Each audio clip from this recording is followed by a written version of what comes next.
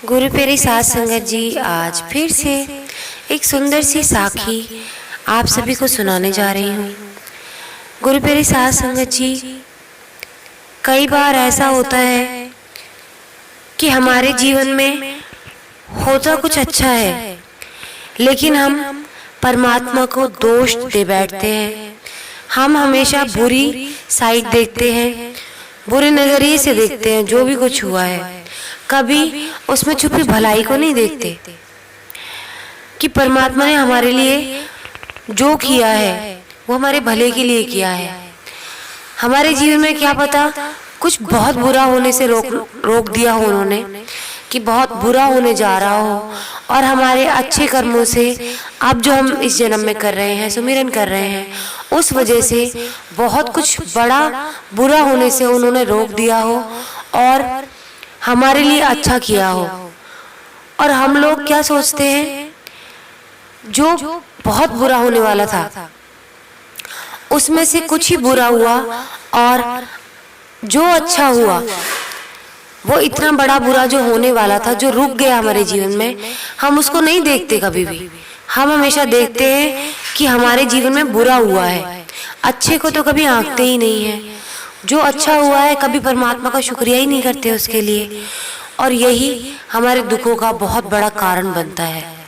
तो आइए गुरु प्यारे साध संगत जी, सुनते हैं दो साधुओं की ऐसी कहानी जिनका नजरिया परमात्मा के लिए बहुत अलग है।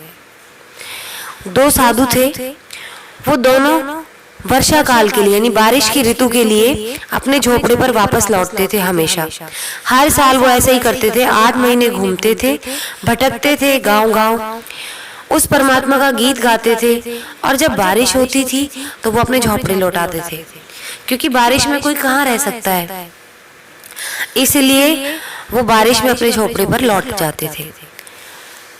उन दोनों साधुओं में से एक जो थे वो गुरु थे, वृद्ध हो चुके थे, बुजुर्ग हो चुके थे, और शिष्य जवान था। जैसे ही वो करीब पहुंचे झील के किनारे, अपने झोपड़े को देखा, छप्पर जमीन पर पड़ा था।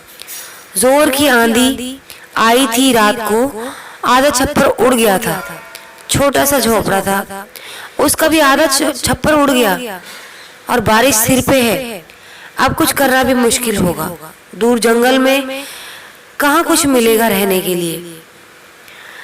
तो गुरु प्यारे साध संगत जी, जो जवान सन्यासी शिष्य था, उसने कहा, देखो हम प्रार्थना कर करके मरे जाते हैं, हम उसकी याद में उसको याद कर करके मरे जाते हैं, उसकी तरफ से ये फल। इसलिए तो मैं तो कहता हूँ कि कुछ सार नहीं है भक्ति में, पूजा में, पाठ में, प्रार्थना में। क्या मिलता है इससे, पूजा पाठ से? हम लोग 8 महीने इसका गुणगान करके आए हैं, और इसने हमारे लिए ये इंतजाम कर रखा है। दुष्टों के महल साबित हैं। हम गरीब साधुओं की झोपड़ी उड़ानी थी उसको, हमारी ही झोपड़ी गिर गई, और वो भी आंधी इस समय आनी थी जिस समय हम लोग आए हैं। परमात्मा बहुत बुरे हैं, हमारे बारे में कुछ नहीं सोचा उन्होंने। उसको जब इतना गुस्सा आ रहा था तो उसने देखा कि उसके गुरु जो है वो घुटने टेक कर जमीन पर बड़े आनंद भाव से आसमान की तरफ हाथ जोड़कर बैठे हुए थे। उनकी आंखों से परम संतोष के आंसू बह रहे थे, और वो गुनगुना के कह रहे थे, परमात्मा तेरी कृपा, आंधी का क्या भरोसा, पूरा छप्पर ले जाती। जरूर तूने बीच में रोका होगा और आधे को बचाया होगा। आधा छप्पर तो अभी भी ऊपर है। आंधी का क्या भरोसा, आंधी तो आंधी है, पूरा ले जाती। जरूर तूने बाधा डाली होगी और आधा तूने ही बचाया होगा। फिर वो दोनों एक ही झोपड़े में प्रवेश करने लगे। गुरु प्यारे साध संगत जी, शिष्य बड़ा हैरान था कि इतना सब होने के बाद में भी मेरे गुरु परमात्मा का शुक्रिया अदा कैसे कर सकते हैं। अब उन दोनों में से एक असंतुष्ट था और एक संतुष्ट। अब स्थिति ऐसी थी कि दोनों के भाव अलग हैं, इसलिए दोनों अलग अलग झोपड़े में जा रहे हैं। ऊपर से तो दिखाई पड़ता था एक ही झोपड़े में जा रहे हैं। दोनों रात में सोए। जो खुश नहीं था वो सो न सका। इतनी करवटें बदली, बार बार कहा कि क्या भरोसा बारिश कब आ जाए। जबकि बारिश अभी आई ही नहीं थी। जो अभी हुआ ही नहीं है उसके बारे में सोच सोच के आज का पल उसने गंवा दिया। उसको नींद कहाँ से आती, वो तो सोच सोच के पागल हो रहा था, भगवान को कोस कोस के पागल हो रहा था, गुस्से में पागल हुआ जा रहा था।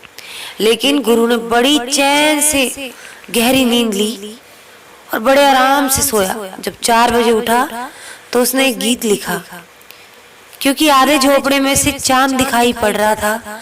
और उसने लिखा, परमात्मा अगर हमें पहले ये पता होता तो हम आंधी को भी इतना कष्ट न देते, आधा छप्पर अलग करे, हम खुद ही अलग कर देते। अब तक हम नासमझी में रहे, सो भी सकते हैं, चांद भी देख सकते हैं, आधा छप्पर दूर जो हो गया है, तेरा आकाश इतने निकट और हम उसे छप्पर से रोके रहे। तेरा चांद इतने निकट कितनी बार आया और गया और हम छप्पर से रोके रहे। हमें पता न था, तू माफ करना, अन्यथा हम तेरी आंधी को ये कष्ट न देते, हम खुद ही आधा अलग कर देते।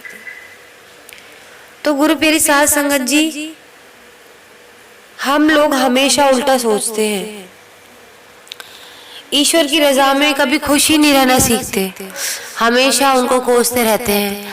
कभी ये नहीं सोचते कि हमने शायद किसी जन्म में बुरे कर्म किए होंगे जिसकी खातिर हमें यहाँ भोगना पड़ता है। वो तो परमात्मा की दृष्टि है कि वो पूरा बुरा होने से रोक देते हैं, क्योंकि पूरे बुरे कर्म जो हमने पिछले जन्म में किए हैं वो भी हमें भोगने हैं। लेकिन जब हम सुमिरन करते हैं तो वो हमारे उन कर्मों को भी पूरा कर देते हैं जो पिछले जन्म में हम बुरे छोड़ के आए थे, और इस जन्म में हमें सुमिरन का भी फल साथ साथ दे देते हैं हमारे लिए अच्छा करके। जिस तरह से गुरु ने सोचा कि आधा छप्पर है, इसमें हम सो भी सकते हैं और चांद भी देख सकते हैं, तो उन्होंने अच्छा सोचा कि परमात्मा हमेशा हमारे लिए अच्छा करते हैं। लेकिन शिष्य ये बात सोच ना पाया, वो आम संसारी लोगों की तरह सोच रहा था। सन्यासी होते हुए भी वो आम संसारी लोगों की तरह सोच रहा था कि परमात्मा ने हमारे लिए किया ही किया है, हम तो सिमरन कर रहे हैं जैसे उसने कोई एहसान किया हो परमात्मा को याद करके। वो उसका फल तुरंत चाहता है, जबकि सुमिरन के लिए कभी फल नहीं चाहना होता। सुमिरन बिना किसी लालच के किया जाता है, और जो लालच से किया जाता है वो कभी सुमिरन नहीं कहलाता। तो गुरु प्यारी साध संगत जी, सुमिरन करें तो बिना लालच के करें, तो ही वो फल पाते हैं हम लोग, तभी हम उस परमपिता परमात्मा से मिल पाते हैं। कभी उस शिष्य के गुरु ने परमात्मा को याद इसलिए नहीं किया कि वो हमें कुछ देगा, और उसने हमेशा यही सोचा कि परमात्मा ने हमेशा हमें बहुत कुछ दिया है, जो बुरा भी हुआ है वो हमारे अच्छे के लिए हुआ है। तो गुरु प्यारी साध संगत जी, कभी परमात्मा पे शक ना करें, हमेशा उसका शुक्रिया अदा करें।